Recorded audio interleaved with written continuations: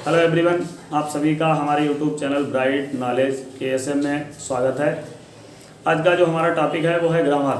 हमने पहले ही सोच रखा था कि बिल्कुल जीरो लेवल से आपको बताएंगे। तो जो टॉपिक हमारा है ग्रामर, तो ग्रामर में देखिएगा, ग्रामर अर्थात व्याकरण कहते किसे हैं? वह विद्या या नियमों का संग्रह जो किसी भाषा का ठीक ठीक बोलना तथा लिखना सिखाता है, ग्रामर अर्थात व्याकरण कहलाता है।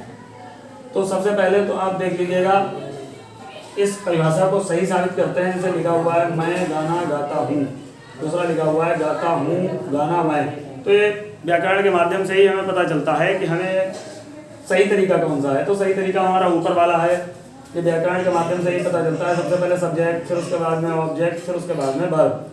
और इसमें तरीका सही नहीं है, तो ये हमें किस माध्यम से पता चला? ये हमें पता चला ग्रामर के माध्यम से, अर्थात व्याकरण के माध्यम से। तो सब्जेक्ट और उसके बाद में वर्ब और उसके बाद में ऑब्जेक्ट। अब आप देखिएगा, इसके बारे में जानते हैं। आगे बढ़ते हैं। लेटर, शुरुआत कहाँ से होती है?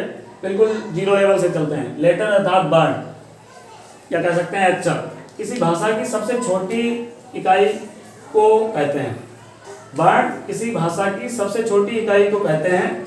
इसके पुनः खंड नहीं किए जा सकते हैं। जैसे आप देख लीजिएगा, यहाँ पे लिखा हुआ है ना और यहाँ पे लिखा हुआ है बी। तो ना के आप खंड नहीं कर सकते। यहाँ पे खंड कर रहे हैं, कुछ नहीं बन रहा है। बी के यहाँ पे खंड कर रहे हैं, फिर भी कुछ नहीं बन रहा है। अर्थात किसी भाषा की सबसे छोटी इकाई को कहते हैं वर्ण। किसी भाषा की सबसे छोटी इकाई को कहते हैं, इसके पुनः खंड नहीं किए जा सकते।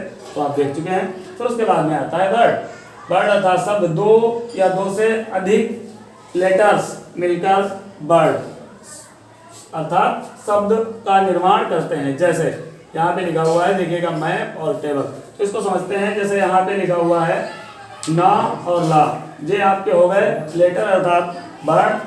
तो इन ये वर्ण हो गए। और आपको पहले ही बताया जा चुका है कि वर्ण में देख लीजिएगा, दो या दो से अधिक लेटर्स। तो जब दो लेटर्स मिलते हैं तो एक वर्ड बनता है। ऐसे ही इंग्लिश में देख लीजिएगा, यहाँ पे अंग्रेजी में एम ए और पी ये लेटर्स हैं, और लेटर्स जब मिले तभी जाके आपका बन गया मैप। तो इसको कहते हैं वर्ड। फिर उसके बाद में नंबर 4 पे आते हैं सेंटेंस।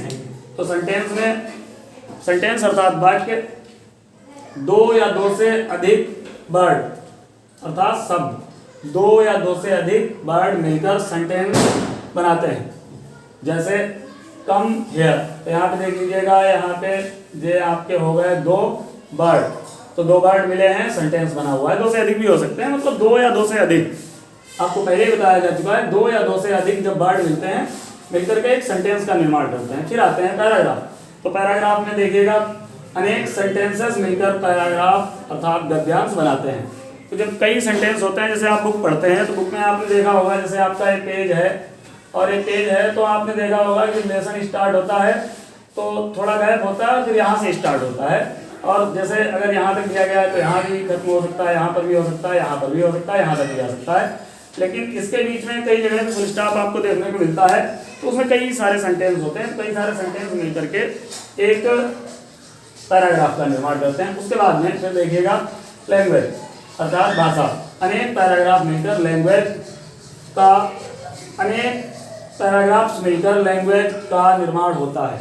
कई पैराग्राफ जब मिलते हैं, अर्थात जब हम बातचीत कर रहे होते हैं, तो हम किसी से बातचीत कर रहे हैं या बुक देखेंगे आप, तो बुक जैसे जिस भाषा में लिखी हुई है, तो कई मतलब पूरा जो पैराग्राफ लिखा हुआ है तो हिंदी में लिखी हुई है तो हिंदी भाषा हो जाएगी, इंग्लिश में लिखी हुई है तो इंग्लिश भाषा हो जाएगी।